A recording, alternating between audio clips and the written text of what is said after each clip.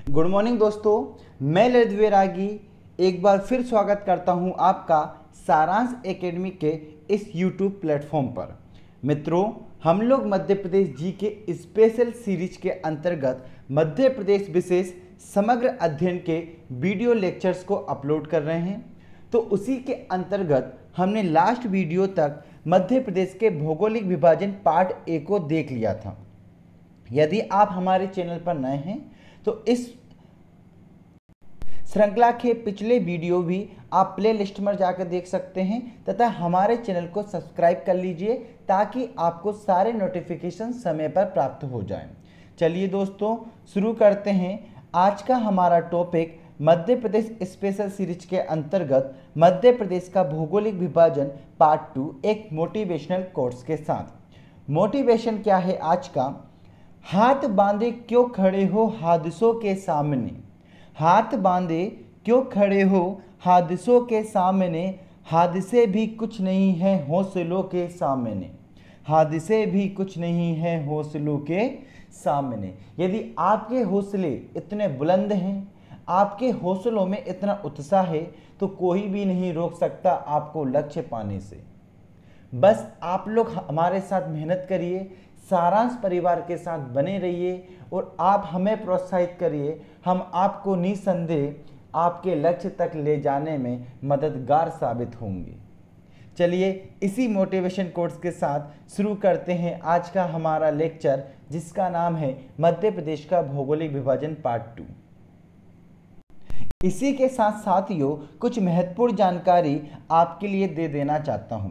यदि आप MPPSC mains की तैयारी कर रहे हैं तो भूगर्भ शास्त्र सुजीत सर के द्वारा पढ़ाया जा रहा है। आप प्ले लिस्ट में जाकर उनके लेक्चर देख सकते हैं। साथ ही साथ लोक प्रशासन एवं प्रबंधन, जो कि एमपीपीएससी मेंस पेपर 2 का भाग है, उसको शिव पूजन पाठक सर के द्वारा पढ़ाया जा रहा है। साथ ही मध्य प्रदेश की प्रमुख रियासतें काफ़ी रोचक कहानियों के साथ सुजीत सर को पढ़ाया जा रहा है, जो कि एमपीपीएससी मेंस पेपर फर्स्ट की यूनिट 5 है। साथ ही साथ प्रमुख आयु एमपीपीएससी प्री यूनिट 10 की मेरे द्वारा पढ़ाई जा रही है। यदि आपने हमारे टेलीग्राम चैनल को ज्वाइन नहीं किया है तो नीचे दी गई डिस्क्रिप्शन में जाकर लिंक पर जाकर टेलीग्राम ग्रुप को आप ज्वाइन कर सकते हैं और उस टेलीग्राम ग्रुप के माध्यम से यदि आपकी कोई क्यूरी है तो वो आप हमसे पूछ सकते हैं। साथ ही साथ दोस्तों, सारांश एकेडमी के द्वारा जूम पर ऑनलाइन क्लासेस प्रारंभ की गई हैं। इन ऑनलाइन क्लासेस में आपको फैकल्टी के रूप में शिव पूजन पाठक सर, मैं, सत्यम पांडे सर और सुजीत कुशवाहा सर आपको सब्जेक्ट पढ़ाएंगे। इस ऑनलाइन क्लासेस की खास बात यह है कि इससे आप इंटरेक्शन कर कर बेहतर तरीके से अपना सिलेबस कंप्लीट कर सकेंगे। साथ ही साथ आपको पीडीएफ नोट्स अवेलेबल कराए जाएंगे और टेस्ट सीरीज हर हफ्ते आपको दी जाएगी और इसमें लिमिटेड सीट्स है। यदि आप इंटरेस्टेड हो तो आप जरूर एडमिशन लीजिए। नीचे दिए गए व्हाट्सएप पर आप मैसेज कर सकते हैं, ठीक है। इसकी फीस दोस्तों काफ़ी नाम मात्र रखी गई है, वो है 100 रुपये प्रति सब्जेक्ट पर मंथ, ताकि हर कोई इन क्लासेस को अटेंड कर सके। अभी लॉकडाउन में आपकी पढ़ाई निरंतर जारी रहे, इसलिए सारांश एकेडमी के द्वारा इस पहल को शुरू किया गया है। यदि आप किसी भी प्रकार की इंक्वायरी, डेमो या एडमिशन से संबंधित जानकारी लेना चाहते हैं तो आप 8319013603 पर व्हाट्सएप कर सकते हैं। चलिए शुरू करते हैं आज का हमारा टॉपिक, जिसका नाम है मध्य प्रदेश का भौगोलिक विभाजन। उससे पहले हम लोग फटाफट रिवाइज कर लेते हैं। हमने पढ़ा था कि मध्य प्रदेश जो है वो प्राचीनतम गोंडवाना लैंड का भाग है, अर्थात मध्य प्रदेश जो है प्राचीनतम गोंडवाना लैंड का भाग है। तो मैंने आपको बताया था कि जो संपूर्ण पृथ्वी है वो पेंजिया में बटी, पेंजिया नामक भूखंड के रूप में थी, जिसके चारों ओर पैंतालासा नामक सागर था। कालांतर में इसमें भूखंड में विखंडन हुआ तो लोरेशिया और गोंडवाना लैंड 2 भाग बने और इसी गोंडवाना लैंड का भाग था हमारा इंडिया, जिसका भाग कौन है? मध्य प्रदेश है। इसलिए कहा जाता है कि जो मध्य प्रदेश है वो गोंडवाना लैंड का भाग है।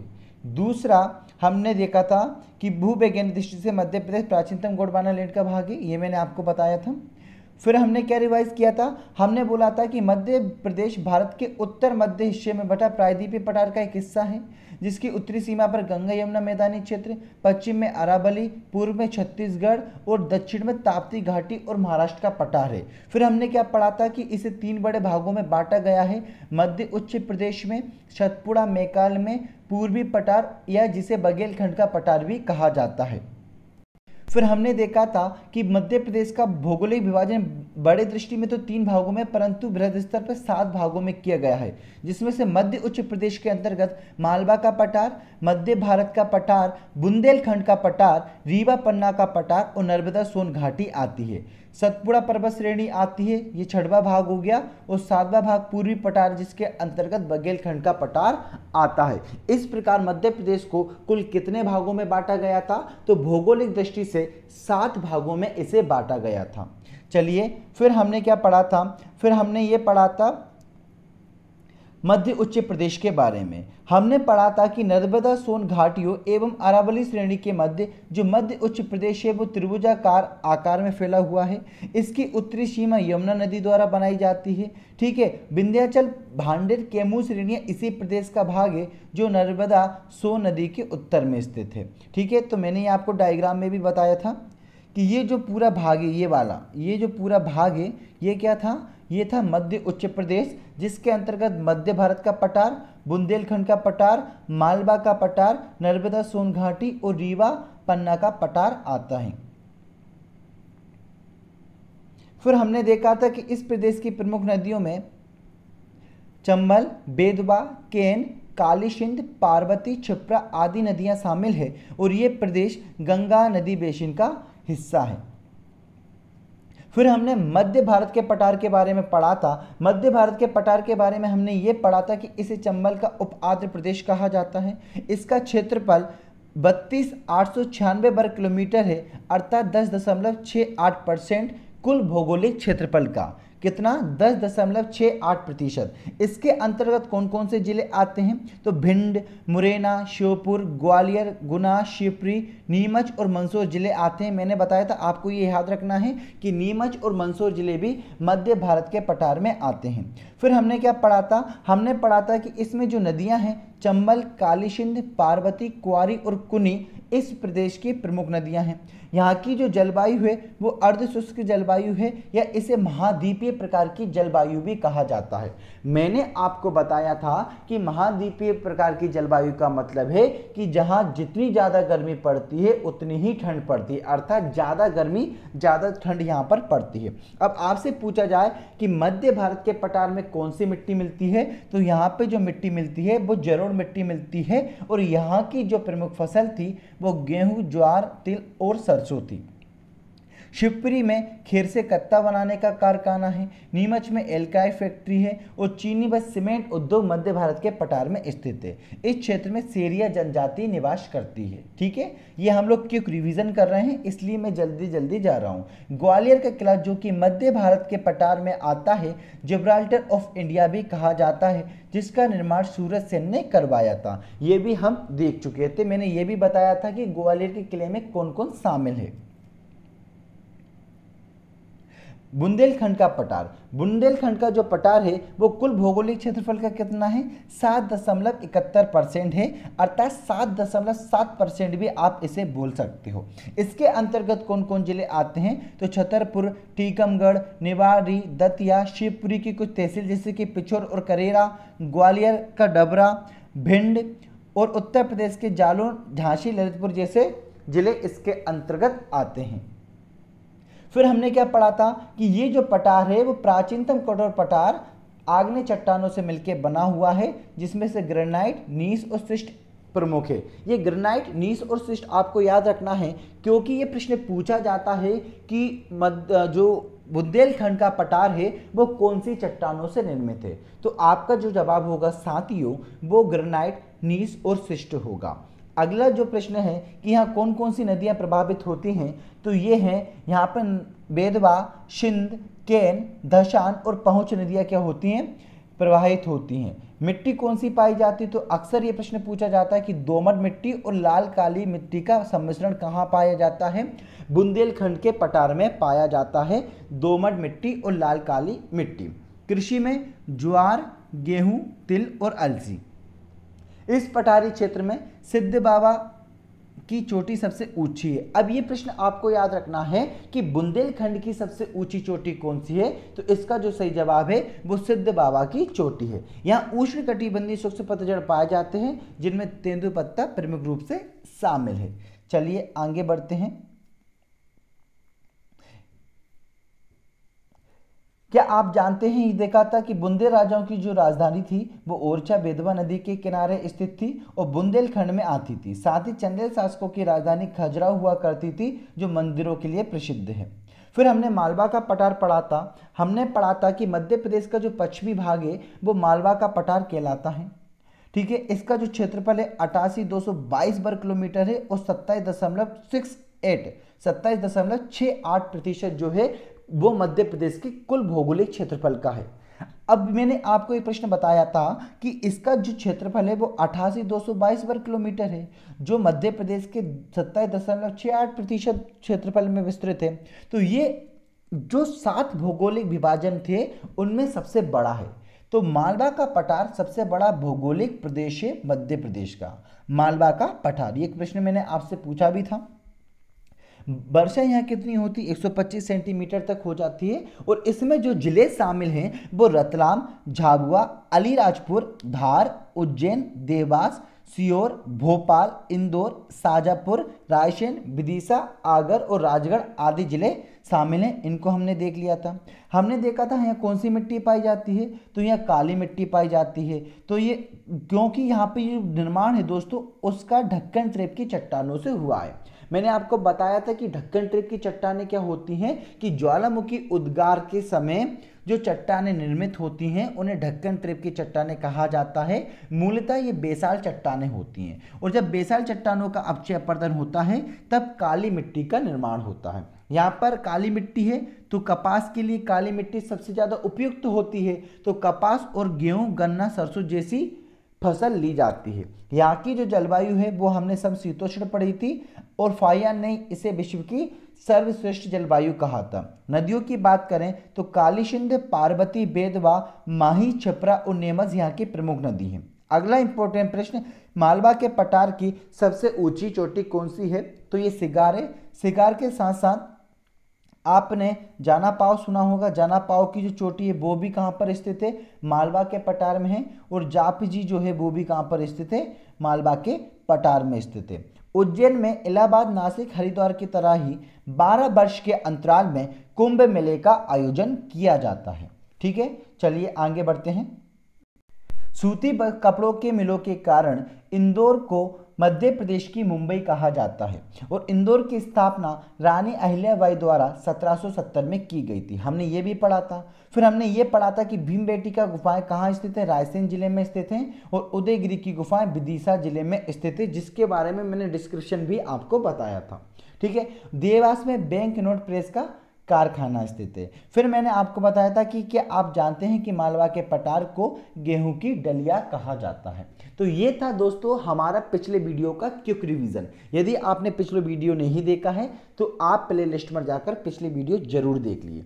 चलो शुरू करते हैं आज के हमारे नए टॉपिक जिसका नाम था मध्य प्रदेश का भौगोलिक विभाजन पार्ट 2। आज का जो हमारा पठार है वह है रीवा पन्ना का पठार। रीवा पन्ना का पठार अर्थात इसे विंध्यन कगारी प्रदेश भी कहा जाता है। क्या कहा जाता है दोस्तों, विंध्यन कगारी प्रदेश भी कहा जाता है। किसको कहा जाता है, रीवा पन्ना के पठार को कहा जाता है। इसकी भौगोलिक स्थिति की बात करें तो इसकी जो भौगोलिक स्थिति है वो 23 डिग्री 10 मिनट उत्तरी अक्षांश से, कहाँ से, 23 डिग्री 10 मिनट उत्तरी अक्षांश से 25 डिग्री 12 मिनट उत्तरी अक्षांश तक और 78 डिग्री 4 मिनट पूर्वी देशांतर से 82 डिग्री 18 मिनट पूर्वी देशांतर तक इसका भौगोलिक विस्तार है। आपको ये याद नहीं रखना है। यदि आप एमपीपीएससी मेंस की तैयारी कर रहे हो तो आप इसे याद रख सकते हो क्योंकि इस टाइप का क्वेश्चन एक बार एग्जाम में पूछा जा चुका है। तो ये आप देख पा रहे होंगे रीवा पन्ना का पठार यही है। तो रीवा पन्ना के पठार को क्या कहा जाता है? विंध्यन कगारी प्रदेश। इतनी बात आपको समझ में आई। दूसरा, इसका जो क्षेत्रफल है वो है 31,954.8 वर्ग किलोमीटर, जो कि कुल भौगोलिक प्रदेश क्षेत्रफल का 7.71% है। तो ये कितना भैया? 7.71% है। कितना? 7.71% है। ठीक है। वर्षा कितनी होगी? तो वर्षा होगी 125 सेंटीमीटर तक। वर्षा कितनी होगी? 125 सेंटीमीटर तक। अब ये भौगोलिक क्षेत्र को थोड़ा करेक्ट कर लीजिए, ये 7.71 नहीं है, ये है 10.36। कितना हैगा? 10.36% है। ये प्रिंट में थोड़ा मिस्टेक हो गया है, इसके लिए माफ़ी चाहूँगा। ठीक है। तो इसका जो भौगोलिक क्षेत्रफल है वो कुल प्रदेश का 10.36% है। कितना है? 10.36% है। और ये मालवा के पठार के उत्तर पूर्व में फैला हुआ है। ये मालवा का पठार है। ये कौन सी साइड हो गई? ये ईस्ट हो गई, मतलब पूर्व हो गई, और ये ऊपर की तरफ है तो उत्तर है। इसलिए कहा जाता है कि ये मालवा के पठार का उत्तर पूर्व में भाग में फैला हुआ है। ठीक है। इसका जो क्षेत्रफल है वो 31,954 वर्ग किलोमीटर है, जो कुल प्रदेश का 10.36 है। कितना याद रखना है आपको? 10.36। इस प्रदेश का जो विस्तार है वो कहाँ कहाँ पर है ये देख लीजिए। ये है रीवा में, पन्ना में, दमोह में, सतना में और सागर में। ठीक है। सागर में कुछ भाग है, जैसे कि रेहला बंडा वाला जो क्षेत्र है वहां पर इसका विस्तार है। तो बताइए इसका विस्तार कौन कौन से जिले में आता है? तो भैया रीवा, सतना, पन्ना, ये तो फिक्स है क्योंकि रीवा पन्ना का तो पठार ही है। तो रीवा, पन्ना, सतना, दमोह, ये 4 जिले। साथ ही साथ सागर जिले की रेहली और जो बंडा तहसील है, कौन कौन सी? रेहली और जो बंडा तहसील है वहां पर इसका विस्तार पाया जाता है। इसका विस्तार वहां पर पाया जाता है। चलिए एक बार और देखते हैं। हमने देखा कि इसका जो भौगोलिक स्थिति है वो 23 डिग्री 10 मिनट उत्तरी अक्षांश से 23 डिग्री 10 मिनट उत्तरी अक्षांश से 25 डिग्री 12 मिनट उत्तरी अक्षांश तक, और 78 डिग्री 4 मिनट पूर्वी देशांतर से 82 डिग्री 18 मिनट पूर्वी देशांतर तक है। इसका जो क्षेत्रफल है वो कितना है? इसका जो क्षेत्रफल है वो 31,954 वर्ग किलोमीटर है, जो प्रदेश के कुल क्षेत्रफल का 10.36% है। कितना है? 10.36% है। यहाँ पर जो औसत वर्षा होती है वो औसत वर्षा 125 सेंटीमीटर होती है, और ये मालवा के पठार के उत्तर पूर्व में फैला हुआ है। कहाँ पर फैला हुआ है? मालवा के पठार के उत्तर पूर्व में फैला हुआ है। अब इस प्रदेश में जिलों की बात करें तो रीवा आता है, पन्ना आता है। रीवा पन्ना का पठार है तो रीवा पन्ना तो आएगा ही। सतना आता है, दमोह आता है, और सागर की 2 तहसीलें आती हैं जिन्हें हमने बोला रेहली और बंडा तहसीलें। चलिए आगे बढ़ते हैं। इस क्षेत्र में कौन कौन सी नदियां प्रवाहित होती हैं? इस क्षेत्र में जो नदियां प्रवाहित होती हैं वो टोंस होती हैं, केन होती है, सोनार होती है, व्यारम्मा होती है और बिहड़ होती है। तो आपको जो सबसे इंपॉर्टेंट याद रखनी है वो याद रखनी है टोंस, केन और बिहड़।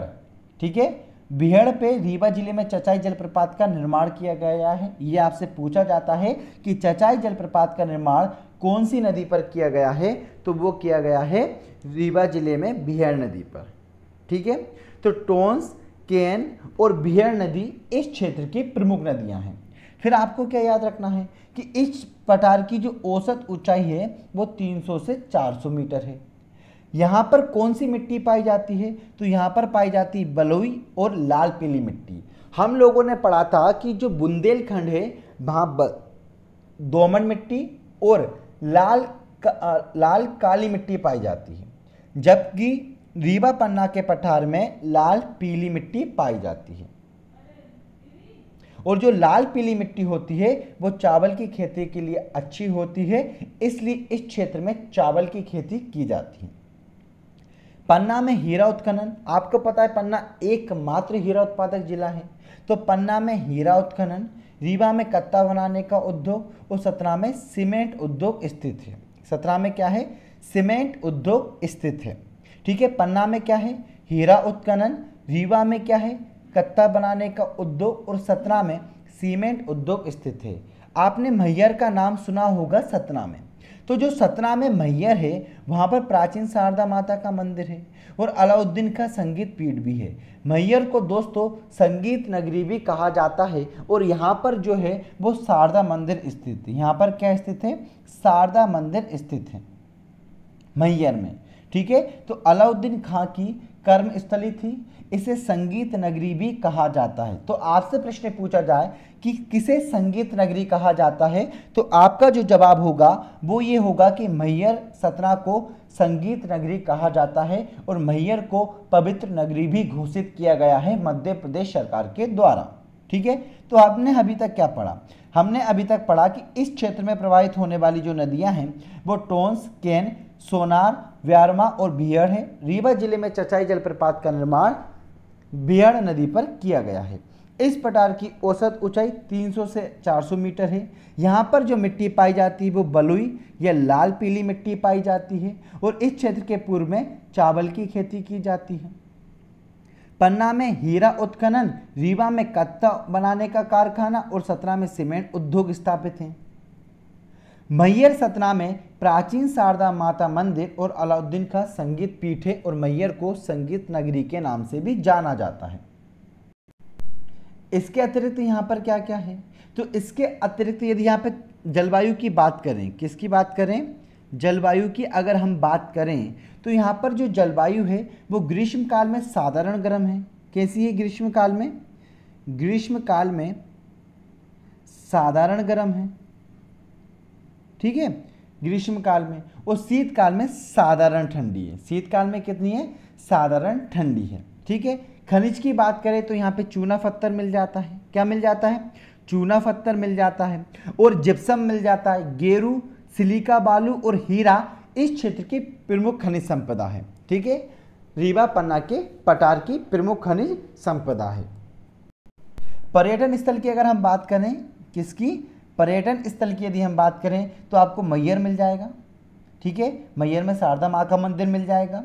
ठीक है, सतना में आपको भरूत स्तूप मिल जाएगा। भरूत स्तूप, ये प्रश्न पूछा भी जाता है कि भरूत स्तूप कहाँ पर है? तो भरूत स्तूप जो है दोस्तों सतना जिले में स्थित है। सतना में आपको चित्रकूट मिल जाएगा। ठीक है, तो चित्रकूट भी कहाँ स्थित है? सतना में स्थित है। और रीवा का किला यहाँ के प्रमुख पर्यटन स्थल हैं। तो पर्यटन स्थलों में हमने क्या क्या पढ़ा? हमने मैहर पढ़ा, हमने भरूत स्तूप पढ़ा, हमने चित्रकूट पढ़ा और हमने पढ़ा रीवा का किला। एक और जो अभी हाल में ही खुला है वो है मुकुंदपुर सफारी, जो कि सतना में है।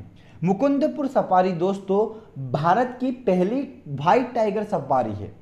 मुकुंदपुर सफारी भारत की पहली व्हाइट टाइगर सफारी है जिसका निर्माण 2016 में हुआ। और ये कहाँ पर स्थित है?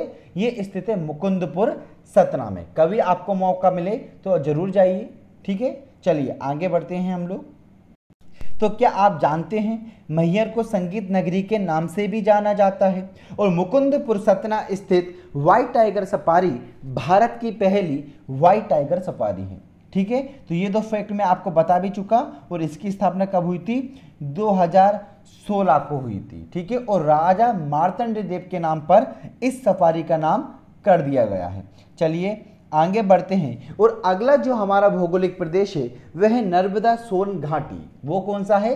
नर्मदा सोन घाटी। देखिए मालवा का पठार सबसे बड़ा भौगोलिक प्रदेश है। मालवा का पठार क्या है? सबसे बड़ा भौगोलिक प्रदेश है।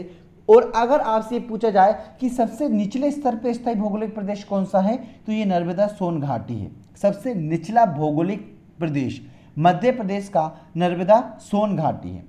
नर्मदा सोन घाटी बेसिकली क्या है, आप देख पा रहे होंगे चित्र में। ठीक है, तो नर्मदा सोन घाटी एक भ्रंश है, एक सक्रिय घाटी है। क्या है? एक भ्रंश एवं सक्रिय घाटी है जो पश्चिम से उत्तर पूर्व में फैली हुई। ये पश्चिम दिशा आपको दिख रही होगी और ये उत्तर पूर्व में, ये पूर्व की तरफ जा रही है, उत्तर की तरफ भी जा रही है। इसलिए इसका जो विस्तार है वो कहाँ से कहाँ तक है? पश्चिम से उत्तर पूर्व की ओर है। तो मैं आपसे पूछूं कि मध्य प्रदेश का सबसे निचला स्थान कौन सा है, तो आपका जवाब होगा सर नर्मदा सोन घाटी मध्य प्रदेश का सबसे निचला स्थान है। दूसरा मैंने आपसे प्रश्न पूछा कि नर्मदा सोन घाटी क्या है, तो आपका जवाब होगा सर नर्मदा सोन घाटी एक भ्रंश एवं सक्रिय घाटी है। मतलब नर्मदा सोन घाटी कैसी, एक भ्रंश घाटी है। नर्मदा नदी कैसी घाटी में बहती है, भ्रंश घाटी में बहती है। आगे चल के जब हम बलित पर्वत वगैरह पढ़ेंगे, मध्य प्रदेश के प्रमुख पर्वत पढ़ेंगे, तब मैं आपको बताऊंगा कि भ्रंश घाटी का निर्माण कैसे होता है। ठीक है, चलिए आगे बढ़ते हैं। इसकी भौगोलिक स्थिति की चर्चा करें तो 22 डिग्री 30 मिनट उत्तरी अक्षांश से 23 डिग्री 45 मिनट उत्तरी अक्षांश तक है। जबकि पूर्वी देशांतर की बात करें तो 74 डिग्री पूर्वी देशांतर से 81 डिग्री 30 मिनट पूर्वी देशांतर तक इसका भौगोलिक विस्तार है। ठीक है, तो नर्मदा सोन घाटी के बारे में अभी तक हमने केवल 3 बातें पढ़ी कि ये सबसे निचले या गहराई पर स्थित भौगोलिक प्रदेश है, ये एक भ्रंश एवं सक्रिय घाटी है और इसके भौगोलिक विस्तार की हमने चर्चा कर ली है। ठीक है, अब दोस्तों इसकी क्षेत्रफल की बात करें तो इसका जो क्षेत्रफल है वो 86,000 वर्ग किलोमीटर है। कितना है, 86,000 वर्ग किलोमीटर इसका क्षेत्रफल है, जो कुल क्षेत्रफल का लगभग 27% है। कितना है, 27% है। कितना है, 27% लगभग, है ना। कुछ पुस्तकों में 26 दशमलव कुछ दे रखा है, आप लगभग याद रखिए 27%। इसका मतलब यह हुआ कि मालवा के पठार के बाद अगर दूसरा सबसे बड़ा कोई भौगोलिक प्रदेश है तो वह नर्मदा सोन घाटी है। दूसरा सबसे बड़ा भौगोलिक प्रदेश कौन है, नर्मदा सोन घाटी। अब इसका विस्तार देख लीजिए, तो इसका विस्तार नर्मदा नदी के तट पर आने वाले जितने भी जिले हैं उनमें मिल जाएगा आपको। जैसे कि जबलपुर हो गया, नरसिंहपुर हो गया, जबलपुर, नरसिंहपुर, हरदा, होशंगाबाद, झाबुआ, धार, बड़वानी, कटनी का कुछ भाग इसके अंतर्गत आता है। तो जबलपुर, नरसिंहपुर, शहडोल मंडला भी आता है, शहडोल मंडला ढिंडोरी भी आता है। ठीक है, शहडोल मंडला ढिंडोरी, जबलपुर, नरसिंहपुर, होशंगाबाद, देवास, बड़वानी और कटनी का कुछ भाग और झाबुआ भी इसके अंतर्गत आता है। औसत वर्षा की बात करें तो यहाँ पर जो औसत वर्षा होती है वो 125 सेंटीमीटर होती है। कितनी होती है मित्रों, 125 सेंटीमीटर नर्मदा सोन घाटी की औसत वर्षा है। चट्टानें कैसी हैं, तो चट्टानें ढक्कन ट्रेप की हैं। यदि इस तरफ बात करें तो आपको ढक्कन ट्रेप की चट्टानें मिल जाएंगी। ठीक है, जबकि पूर्वी भाग में आप जाओगे तो विंध्य, कडप्पा और धारवाड़ सेल यहाँ पर पाए जाते हैं पूर्व की ओर। अगला जो टॉपिक है दोस्तों हमारा मध्य प्रदेश की भूगर्भिक संरचना से संबंधित है, जो जनरली किसी के द्वारा आपको नहीं पढ़ाया जाता है। मैं आपको अगले वीडियो में मध्य प्रदेश की भूगर्भिक संरचना पढ़ाऊंगा। ठीक है, जिसके अंतर्गत हम देखेंगे कि मध्य प्रदेश में विंध्यन, कडप्पा, धारवाड़ आदि चट्टानें कहाँ कहाँ पाई जाती हैं। ठीक है, चलिए आगे बढ़ते हैं। तो याद रखना नर्मदा सोन घाटी की जो चट्टानें वो ढक्कन ट्रेप की चट्टानें तो कहाँ पर है, पश्चिम की ओर हैं, जबकि पूर्व की ओर कडप्पा एवं धारवाड़ चट्टानें पाई जाती। इस तरफ कौन सी पाई जाएंगी, इस तरफ कडप्पा एवं धारवाड़, और इस तरफ जो पाई जाएंगी वो ढक्कन ट्रेप की चट्टानें पाई जाएंगी, क्योंकि इस तरफ पूरे एरिया में ढक्कन ट्रेप की चट्टानें फैली हुई है। ठीक है, चलिए आगे बढ़ते हैं। ये घाटी मध्य प्रदेश का सबसे नीचा भाग है, ये अंडरलाइन करने वाली बात है। और ये मैं सबसे पहले आपको बताया है कि ये जो घाटी है मध्य प्रदेश का सबसे नीचा भाग है। मिट्टी की बात करें तो यहाँ गहरी काली मिट्टी पाई जाती है। ये सबसे आईएमपी क्वेश्चन है। जब हम मध्य प्रदेश की मध्य प्रदेश की मिट्टियाँ पढ़ेंगे तब हम ये पढ़ेंगे कि मध्य प्रदेश में काली मिट्टी 3 प्रकार की होती है। एक होती है गहरी काली मिट्टी, एक होती है साधारण काली मिट्टी और एक होती है छिछली काली मिट्टी। तो उनमें से जो गहरी काली मिट्टी है वो नर्मदा घाटी में पाई जाती है। कहां पर पाई जाती है, नर्मदा सोन घाटी में पाई जाती है। और यह प्रश्न आपसे पूछा भी जाता है कि मध्य प्रदेश में गहरी काली मिट्टी का विस्तार कहां पर है, तो आपका जवाब होगा कि सर नर्मदा घाटी में गहरी काली मिट्टी का विस्तार है। किसका है, गहरी काली मिट्टी का विस्तार है। अब गहरी काली मिट्टी है तो काली मिट्टी तो भैया गेहूं और कपास के लिए सबसे ज्यादा उपयोगी होती है। किसके लिए, गेहूं और कपास के लिए। साथ ही साथ यहाँ पर मूंगफली और सोयाबीन पाया जाता है। जबकि जो सोन एरिया है, सोन वाला क्षेत्र है, वहां पर चावल की खेती भी होती है। ठीक है, वहाँ पर कौन सी होती है, चावल की खेती भी होती है। तो हमने पढ़ा कि ये घाटी मध्य प्रदेश का सबसे नीचा भाग है। फिर हमने पढ़ा कि यहाँ पर घेरी काली मिट्टी पाई जाती है। यहाँ की जो फसल है गेहूँ प्रमुख है, फसलों में चावल, कपास और मूंगफली, सोयाबीन प्रमुख है। यहाँ की जो जलवायु है वो अधिक गर्म एवं साधारण ठंडी, ये भी आपको याद रखना है। जब हम मध्य प्रदेश की जलवायु पढ़ेंगे तो हम उसमें देखेंगे कि मध्य प्रदेश को 4 भागों में बांटकर देखा जाता है। उसी का एक जो भाग होता है वो नर्मदा घाटी होती है, नर्मदा घाटी एवं उसके दक्षिण वाला भाग। तो जो नर्मदा सोन घाटी की जलवायु है वो कैसी है, अधिक गर्म, मतलब यहाँ पे जो टेम्परेचर है वो ज़्यादा होता होगा, लगभग 40 से लेके 42 डिग्री सेल्सियस आपको गर्मी में यहाँ पर तापमान मिल जाएगा, ग्रीष्मकालीन तापमान मिल जाएगा। और यहाँ पर जो ठंडे होती हैं वो साधारण ठंडे होती हैं, अर्थात 15 से लेके आपको 18 डिग्री सेल्सियस शीतकालीन तापमान देखने को मिलता है। तो जलवायु कैसी है, अधिक गर्म व साधारण ठंडी। कैसी है, अधिक गर्म व साधारण ठंडी। जबकि हमने मध्य भारत की जो जलवायु है वो महाद्वीपीय प्रकार की पड़ी थी। महाद्वीपीय प्रकार की जलवायु का मतलब ये होता है कि वहाँ पर ज़्यादा गर्मी पड़ेगी और ज़्यादा ठंड पड़ेगी। मालवा के पठार की हमने जलवायु देखी थी, तो हमने वो जलवायु देखी थी समशीतोष्ण जलवायु, अर्थात साधारण गर्म और साधारण ठंडी। परंतु नर्मदा सोन घाटी की जो जलवायु है वो कैसी है, वो है अधिक गर्म और साधारण ठंडी। कैसी, अधिक गर्म और साधारण ठंडी। ठीक है, अब नदियों की बात करें तो यहाँ पर नर्मदा, सोन और तवा नदियाँ प्रमुख हैं। कौन कौन सी, नर्मदा, सोन और तवा नदी यहाँ पर प्रमुख है। नर्मदा बेसिन का 89.8% मतलब 89.8% भाग मध्य प्रदेश में स्थित है। तो आपसे अगर एक पूछा जाए कि नर्मदा नदी के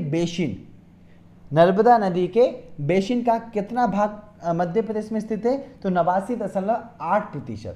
देखो ये नर्मदा नदी है, ठीक है।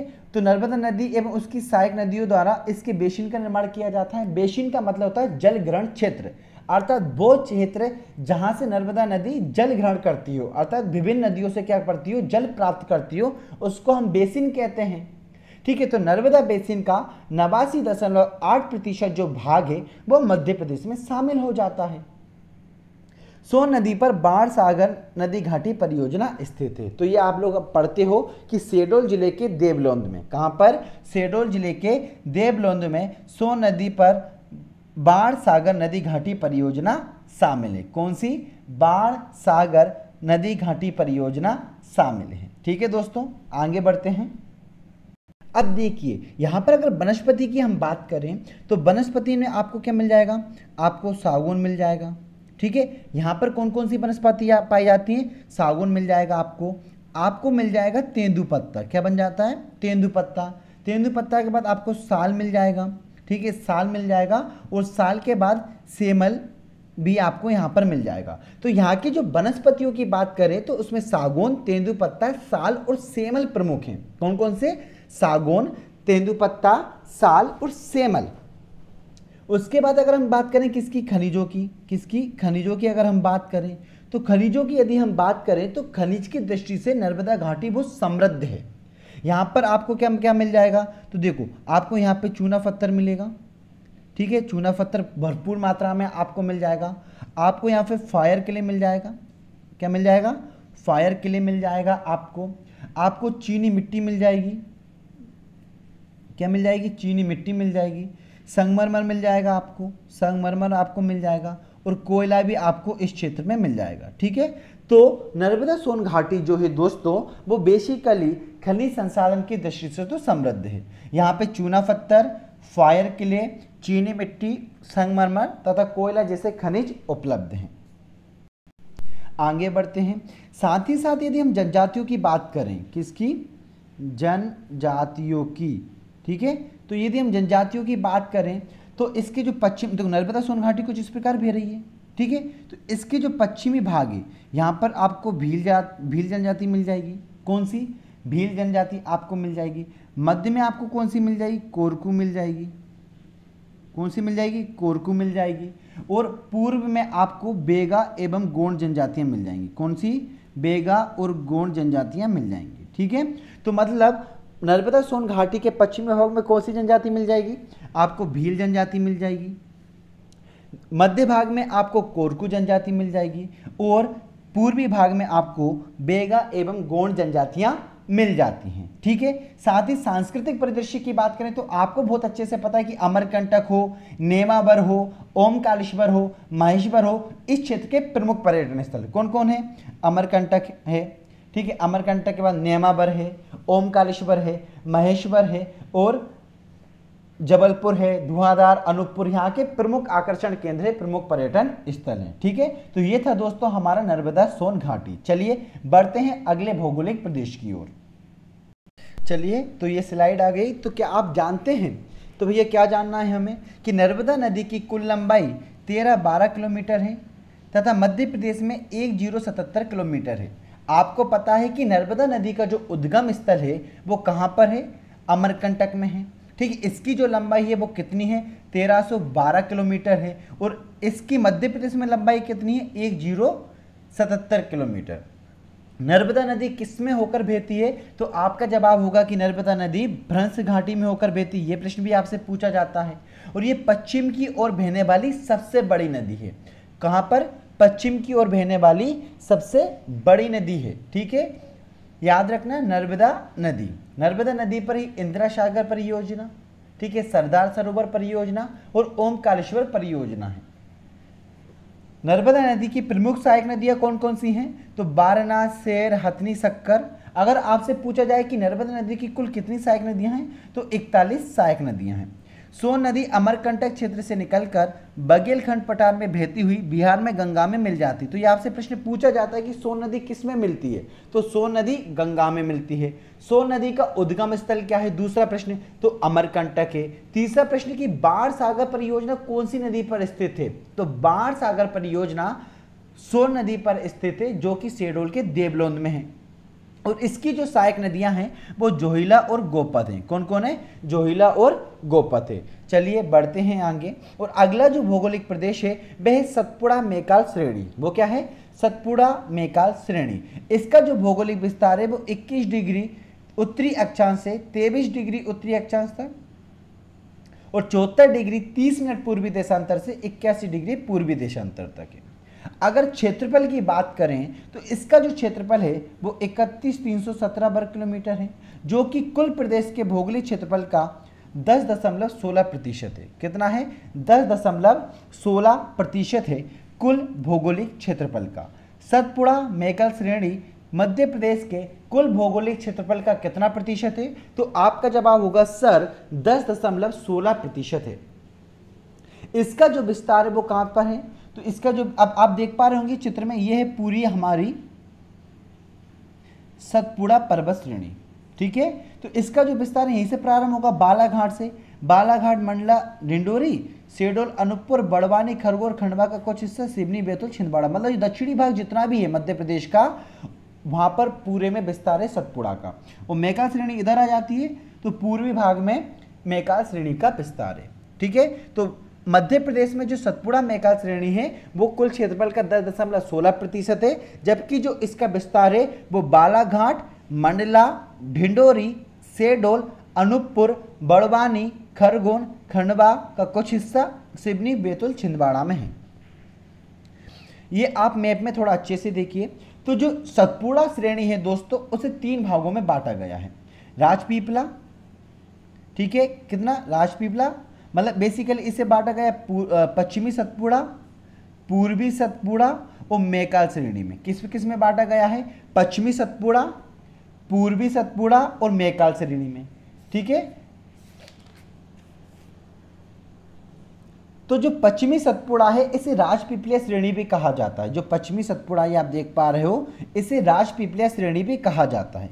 ठीक है, ये आप मैप में देख पा रहे होंगे राजपीपला ये पश्चिमी भाग में है। तो आपसे ये प्रश्न पूछा जाए कि सतपुड़ा का पश्चिमी भाग क्या कहलाता है तो आपका जवाब होगा सर सतपुड़ा का पश्चिमी भाग राजपीपला कहलाता है। ठीक है, ये आप देख पा रहे होंगे ये है भैया पूर्वी सतपुड़ा और इस पूर्वी सतपुड़ा में एक श्रेणी है जिसका नाम है महादेव श्रेणी। इसका नाम क्या है? महादेव श्रेणी। और इसी महादेव श्रेणी में स्थित है धूपगढ़ की चोटी। इसी महादेव श्रेणी में क्या स्थित है? धूपगढ़ की चोटी, जो कि मध्य प्रदेश की सबसे ऊंची चोटी है, जो कि क्या है, मध्य प्रदेश की सबसे ऊंची चोटी है। कौन सी? धूपगढ़ की चोटी, जिसकी ऊंचाई है 1350 मीटर। कितनी है? 1350 मीटर। तो आपसे प्रश्न पूछा जाए कि मध्य प्रदेश की सबसे ऊंची चोटी क्या है, तो आपका जवाब होगा धूपगढ़ की चोटी 1350 मीटर। दूसरा प्रश्न, सतपुड़ा की सबसे ऊंची चोटी कौन सी है? धूपगढ़ की चोटी 1350 मीटर। तीसरा प्रश्न है कि धूपगढ़ की चोटी किस श्रेणी में स्थित है, तो आपका जवाब होगा महादेव श्रेणी में। महादेव श्रेणी किसका भाग है? तो महादेव जो श्रेणी है वो पूर्वी सतपुड़ा का भाग है। ठीक है, किसका भाग है?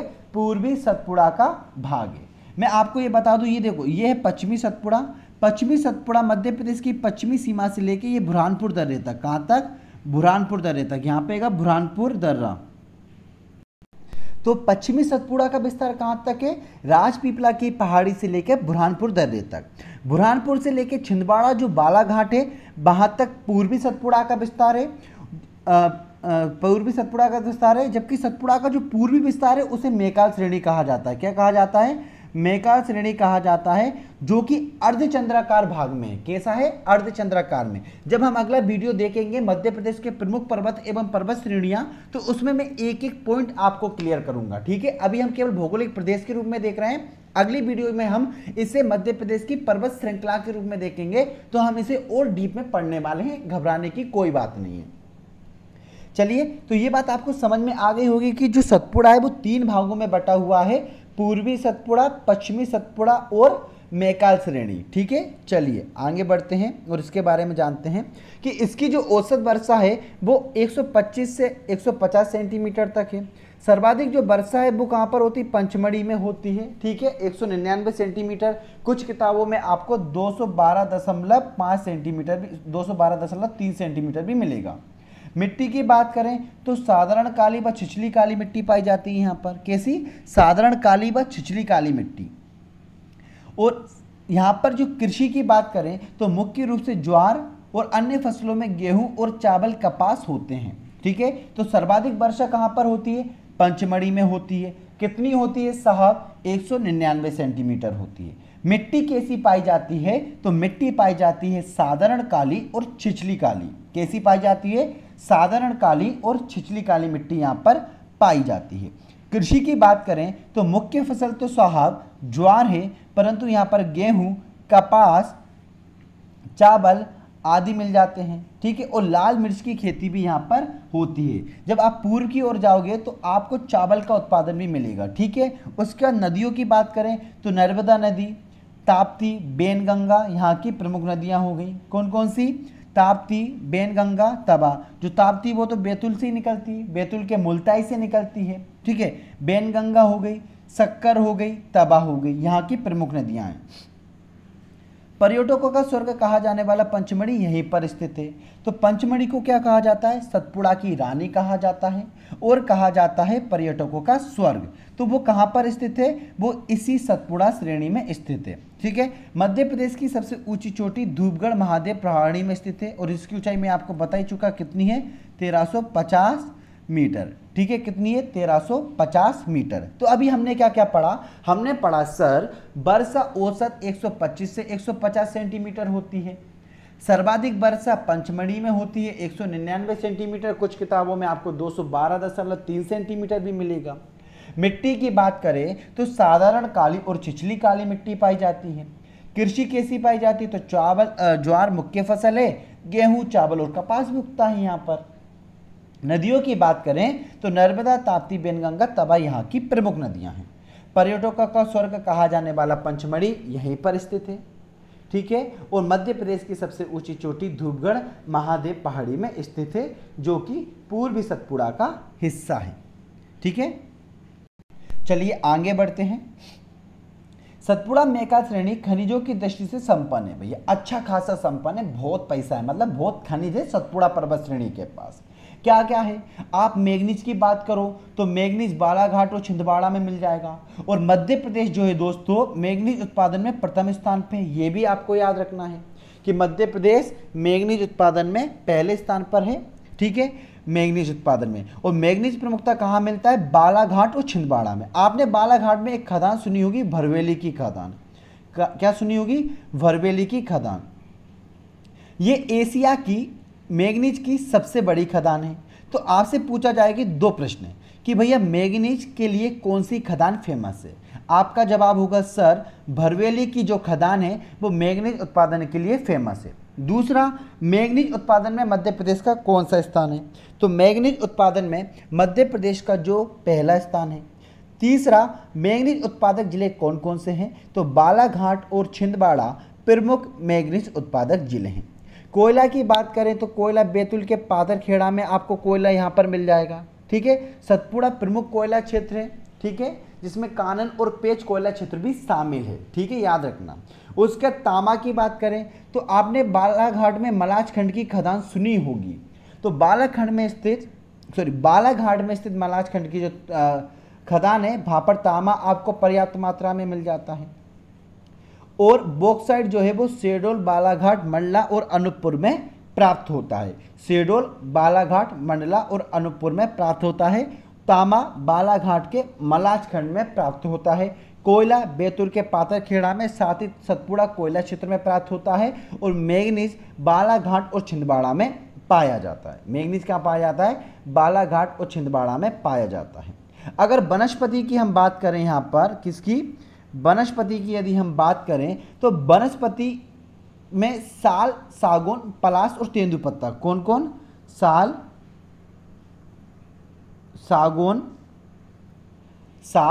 सागौन, पलाश और तेंदुपत्ता प्रमुख है, ठीक है। और अच्छी बात यह है कि सतपुड़ा श्रृंखला का लगभग 50% भाग वनों से आच्छादित है, वनों से घिरा हुआ है। तापमान एवं वर्षा की बात करें तो ग्रीष्म काल में आपको 40 डिग्री टेम्परेचर मिल जाएगा। कितना? 40 डिग्री टेम्परेचर मिल जाएगा, ठीक है, ग्रीष्म काल में। जबकि शीतकाल में औसत तापमान आपको 12.5 डिग्री मिल जाएगा। कितना मिल जाएगा? 12.5 डिग्री मिल जाएगा। और वर्षा की बात करें तो पूर्व की ओर तो आप 60 सेंटीमीटर से, पश्चिम से मतलब पूर्व की ओर 60 सेंटीमीटर से 140 सेंटीमीटर तक वर्षा मिल जाती है। कितना? 60 सेंटीमीटर से 140 सेंटीमीटर।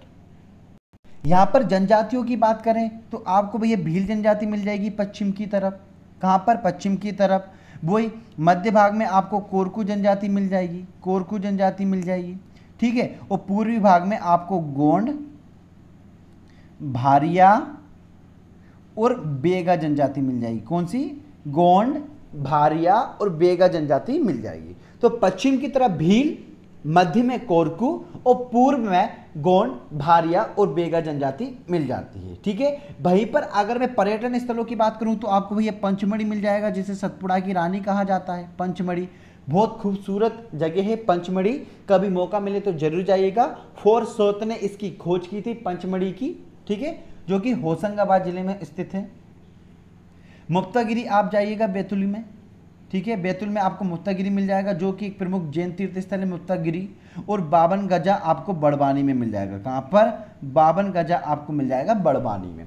तो पंचमढ़ी, मुक्तागिरी बैतूल में स्थित है, जैन तीर्थ स्थल है। और 52 गजा भी एक जैन तीर्थ स्थल है, जहाँ पर बड़वानी में आपको मिलेगा। तो ये यहाँ के प्रमुख पर्यटन स्थल है, ठीक है। तो ये अभी हमने किसके बारे में देखा? हमने देखा सतपुड़ा मैकाल पर्वत श्रेणी के बारे में।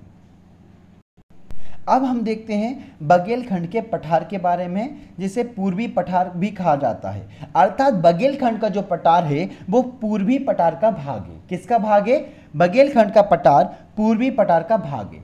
अगर इसके भौगोलिक विस्तार की मैं बात करूं तो 23 डिग्री 40 मिनट से 24 डिग्री 33 मिनट उत्तरी अक्षांश और 80 डिग्री 5 मिनट से 82 डिग्री 87 मिनट पूर्वी देशांतर तक इसका विस्तार है बघेलखंड के पठार का, कुछ इस प्रकार, ठीक है। इसका विस्तार मध्य प्रदेश और छत्तीसगढ़ राज्य में है। तो बघेलखंड का पठार न केवल मध्य प्रदेश में है बल्कि कहां पर है? छत्तीसगढ़ राज्य में भी विस्तृत है। इसके क्षेत्रफल की बात करें तो इसका जो क्षेत्रफल है वो 19,611 है। कितना है? 19,611 है, जो 6.36% है। कितना है? 6.36% है, ठीक है, 6.36%। अगर मध्य प्रदेश में बात करें तो इतना ही है। सबसे छोटा भाग है, कितना है? सबसे छोटा भाग है। इसके विस्तार की बात करें तो सीधी, सिंगरौली, शहडोल, अनूपपुर, उमरिया, कटनी। ये आप देख पा रहे होंगे, ये सीधी, सिंगरौली, शहडोल, अनूपपुर, उमरिया, कटनी वाला क्षेत्र है और यहीं पर इसका प्रमुखता विस्तार है। तो बघेलखंड का पठार किसका भाग है? पूर्वी पठार का भाग है। कहां पर इसका विस्तार है? मध्य प्रदेश और छत्तीसगढ़ में इसका विस्तार है। इसके अगर परसेंटेज की बात करें तो भैया कितना है? 6.36 है ना। विस्तार की बात करें तो किस किस जिले में इसका विस्तार है? सीधी, सिंगरौली, शहडोल, अनूपपुर, उमरिया, कटनी तथा आदि जिलों में इसका विस्तार है। वर्षा की बात करें तो वर्षा 125 सेंटीमीटर है। कितनी है वर्षा यहाँ पर? 125 सेंटीमीटर तक वर्षा यहाँ पर हो जाती है।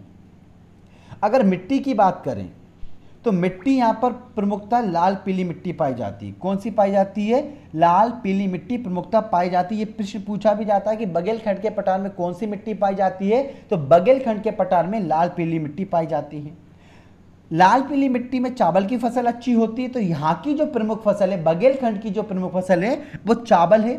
और अन्य फसलों में तुम्हें अलसी, ज्वार और तिल भी देखने को मिल जाएगा। क्या क्या? अलसी, ज्वार और तिल भी देखने को आपको मिल जाएगा, परंतु प्रमुख फसल तो साहब चावल ही है। और मिट्टी की बात करें तो लाल पीली मिट्टी है। यहाँ पर जो नदियाँ हैं वो सोन है और जोहिला है। कौन सी है? सोन है और जोहिला यहाँ के प्रमुख नदियाँ हैं। कर्क रेखा इसके बीचों बीच से होकर गुजरती है। कहाँ से होकर गुजरती है? कर्क रेखा इसके बीचों बीच से होकर गुजरती है। ठीक है, कहाँ से? कर्क रेखा इसके बीचों बीच से होकर गुजरती है। जलवायु की बात करें तो समशीतोष्ण जलवायु है। और समशीतोष्ण जलवायु का मतलब मैं तो आपको समझा चुका हूं कि साधारण गर्म, साधारण ठंडी, या जितना गर्म उतना ठंडी। तो समशीतोष्ण मतलब जितना ठंडा उतना ही गर्म।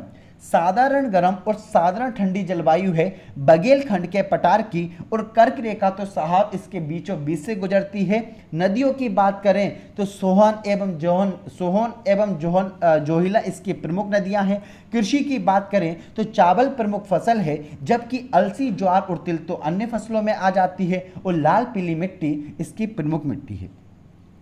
इस क्षेत्र में कोयला बड़ा भरपूर मात्रा में मिलता है, चाहे वो सिंगरौली, शहडोल का जो आप एरिया देखते हो, शहडोल में सुहागपुर हो जो सबसे बड़ा कोयला क्षेत्र है, सुहागपुर सबसे बड़ा कोयला क्षेत्र है। और सिंगरौली में सबसे मोटी कोयला की परत की खान है। यह प्रश्न आपसे पूछा जाता है कि सबसे मोटी कोयला की खान कहां पर है, परत कहां पर है, तो वो है सिंगरौली में। और सबसे बड़ा कोयला क्षेत्र कौन सा है, तो वह है सुहागपुर में, शहडोल में। तो मतलब बघेलखंड का पठार कोयला की दृष्टि से या यूं बोले खनिजों की दृष्टि से तो काफी भरपूर है, क्योंकि आपको अनूपपुर में बॉक्साइट भी देखने को मिल जाता है। चूना पत्थर, बॉक्साइट, कोरंडम और कोयला यहाँ के प्रमुख खनिज है। ठीक है, प्रमुख खनिज है। तो कोयला तो सबसे ज्यादा प्रमुख खनिज है। सिंगरौली में सबसे मोटी खान मिल जाएगी और शहडोल में, सोहागपुर में सबसे बड़ी कोयला की खदान मिल जाएगी। ठीक है, इतनी बात आप लोगों को समझ में आ गई। औद्योगिक केंद्र की मैं बात करूं तो आपको अमलाई पेपर मिल का आपने नाम सुना होगा। अमलाई पेपर मिल, अमलाई पेपर मिल कहां पर है? शहडोल में स्थित है। लाख बनाने का कारखाना कहां पर स्थित है? तो वो उमरिया में स्थित है। तो अमलाई पेपर मिल याद रखना, अमलाई पेपर मिल कहां पर है? शहडोल में स्थित है। लाख बनाने का कारखाना उमरिया में है। जबकि ऊर्जा राजधानी किसे कहा जाता है? वो सिंगरौली या बेड़न को ऊर्जा राजधानी कहा जाता है। बेड़न सिंगरौली में स्थित है। ठीक है, तो बेड़न या सिंगरौली को ऊर्जा राजधानी कहा जाता है। लाख बनाने का जो कारखाना है वो उमरिया में है और अमलाई पेपर मिल शहडोल में स्थित है। ठीक है, इतनी बात आपको समझ में आ गई। ठीक है, अगर और भी पर्यटन स्थल की मैं बात करूं तो बांधवगढ़ जो उद्यान है वो उमरिया में स्थित है, वो बघेलखंड के पठार के अंतर्गत ही आता है। तो ये थे हमारे बघेलखंड के पठार से संबंधित कुछ प्रमुख तथ्य। और इस प्रकार हमारा मध्य प्रदेश का भौगोलिक विभाजन वाला जो लेक्चर था वो कंप्लीट हो जाता है। हमने सातों के साथ भौगोलिक विभाजन को देख लिया था। अगले वीडियो में दोस्तों हम लोग मध्य प्रदेश की भूगर्भ संरचना, साथ ही साथ मध्य प्रदेश के प्रमुख पर्वत श्रृंखलाएं एवं पर्वतों के बारे में पढ़ेंगे, जो मध्य प्रदेश लोक सेवा आयोग की प्रारंभिक परीक्षा में स्पेशली जोड़ा गया है। ठीक है, चलिए आज का प्रश्न मैं आपसे पूछ लेता हूं, साथ ही पिछले प्रश्न का मैं आपको जवाब दे देता हूं। आपसे पिछले वीडियो में यह पूछा गया था कि मध्य प्रदेश का सबसे बड़ा भौगोलिक भूभाग कौन सा है, तो इसका जो सही जवाब था दोस्तों मालवा का पठार। और जिन लोगों ने सही जवाब दिया वो बधाई के पात्र हैं, वो अच्छे से पढ़ाई कर रहे हैं। ठीक है, चलिए आज का जो प्रश्न है उसका जवाब भी दे दीजिए। आज का प्रश्न है कि प्रदेश का कौन सा उप विभाग पूर्वी पठार के अंतर्गत शामिल किया जाता है? आपके ऑप्शन है बुंदेलखंड का पठार, बी मालवा का पठार, सी बघेलखंड का पठार, डी रीवा पन्ना का पठार। अपना जवाब कमेंट बॉक्स में जरूर दीजिएगा। अपने दोस्तों के साथ वीडियो जरूर शेयर करिए। यदि आप चाहते हो कि हम मध्य प्रदेश विशेष समग्र अध्ययन की वीडियो लेक्चर पूरी तरीके से कंप्लीट कराएं, और हमारे चैनल को सब्सक्राइब जरूर कीजिए यदि आप नए हैं तो। चलिए बहुत बहुत धन्यवाद। जय हिंद। मिलते हैं अगली वीडियो में।